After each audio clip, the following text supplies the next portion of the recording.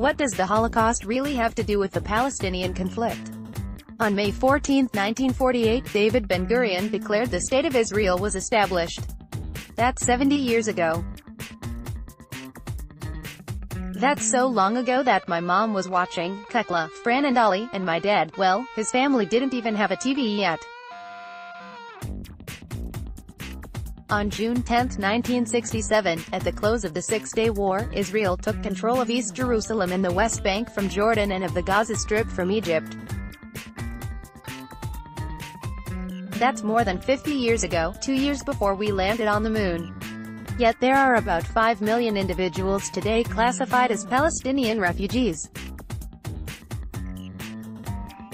Why? Here's the background. Who survived the Holocaust? Not long ago, my family and I paid a visit to the Illinois Holocaust Museum in Skokie.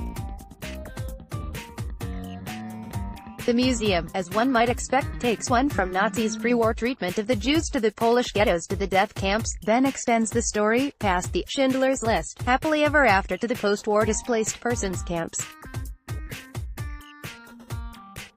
The display talked about the baby boom in those camps, as the Holocaust survivors were disproportionately young adults.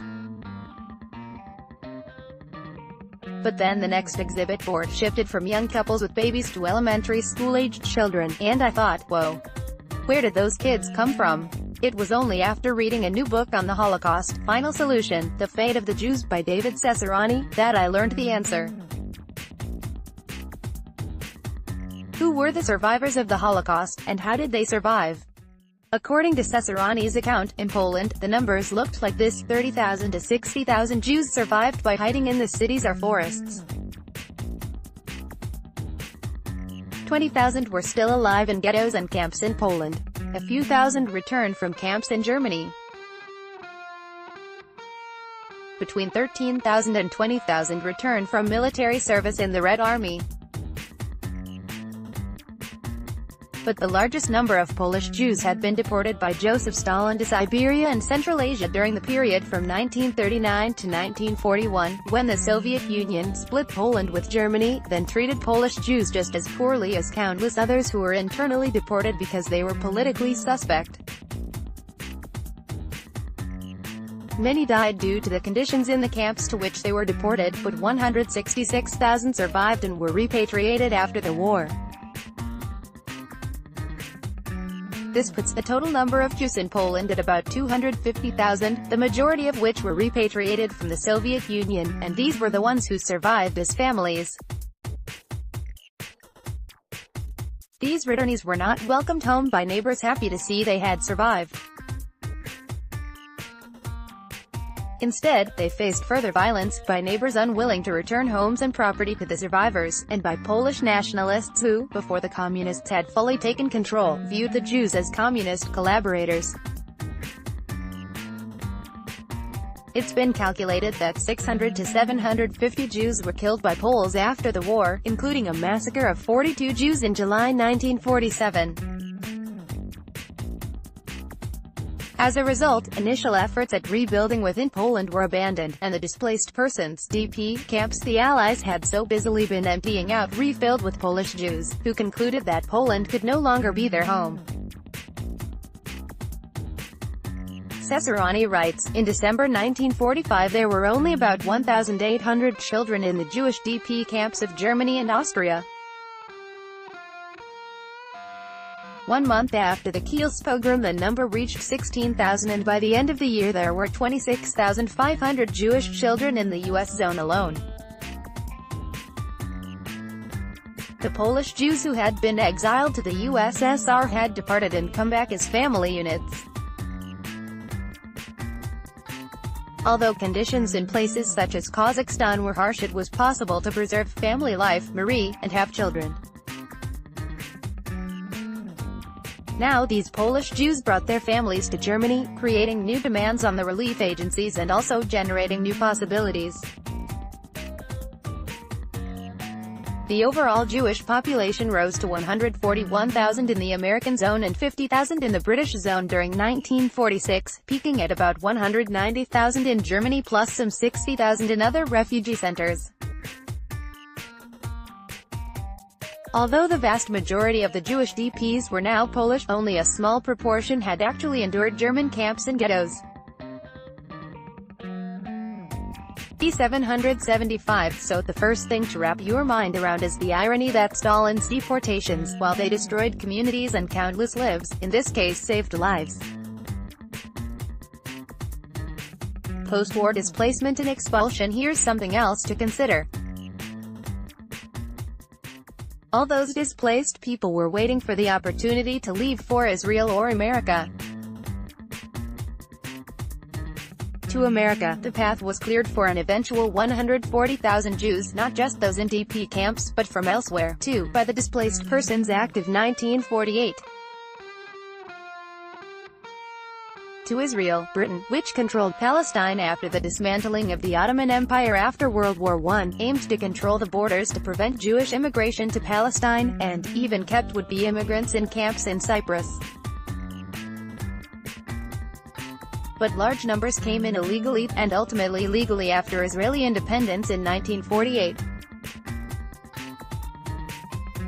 One of the arguments one frequently reads from Palestinian activists is that the West gave Palestine to the Jews to make up for the Holocaust, but that's unfair because the Palestinians had nothing to do with it.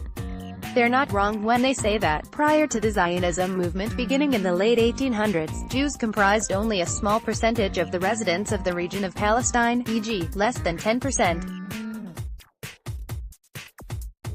Palestine was, of course, not an independent country but simply one part of the Ottoman Empire, which saw movements of people of various sorts. Whether that means Jews' arrival subsequently amounts to colonialism, in the pejorative sense of displacing and perpetrating injustices on the indigenous people, is another question, though. The rejoinders have to do with Jews' historical connection to the land, the continuity of at least some numbers of Jews living there, and the claim that, until Jews began moving to the region, the area was a backwater, underdeveloped and sparsely populated. It was the economic growth and farming advancements Jews brought in that allowed the region to support its growing population. Also, the oft-cited claim that only with a national homeland can Jews protect fellow Jews from persecution makes a heck of a lot of sense. But it seems to me that looking at the formation of the State of Israel through the lens of the Holocaust isn't really the right way to understand it. Instead, what really matters is the post-war history. This was a time of global upheaval after the last shots were fired. There were massive relocations and expulsions of ethnic groups, voluntary and not. Poles were removed from the part of Poland the Soviet Union kept for itself after the war, and Ukrainians in Poland left for Ukraine or the Soviet Union. Ethnic Germans were expelled from Poland, Czechoslovakia, Hungary, Yugoslavia, and the parts of Germany that Poland and the Soviet Union, Kaliningrad, had taken. These were not the actions of criminal states like the Nazis, but of countries acting within established norms. Farther afield, the partition of India relocated millions of Hindus and Muslims in 1947, and closer to home, but further back in time, the population exchange between Greece and Turkey in the early 1920s, though more orderly, nonetheless was a further instance of rearranging people by ethnic group. These were not the actions of criminal states like the Nazis, but of countries acting within established norms. The United Kingdom's Winston Churchill and United States' Harry Truman were completely on board with the border redrawing and deportations, via the Potsdam Agreement. This is a part of my family history, or, rather, my husband's. My mother-in-law was an ethnic German born in Poland during the war.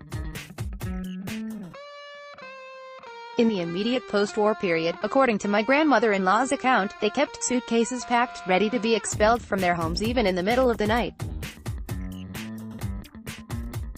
Ones were sent off to the train station, and sent back home only because the train never arrived. That was fortunate because her father, after having fought for the Polish army at the start of the war, had been conscripted into the German army and was a prisoner in Siberia while these expulsions were taking place. For whatever reasons, they were not taken again, but lost their family home for a one-room basement apartment-type quarters for a family of 5. The border was subsequently closed, and only later, in the mid-50s, could they apply to leave for West Germany as refugees. Had they been deported to West Germany, they would have faced substantial hardships.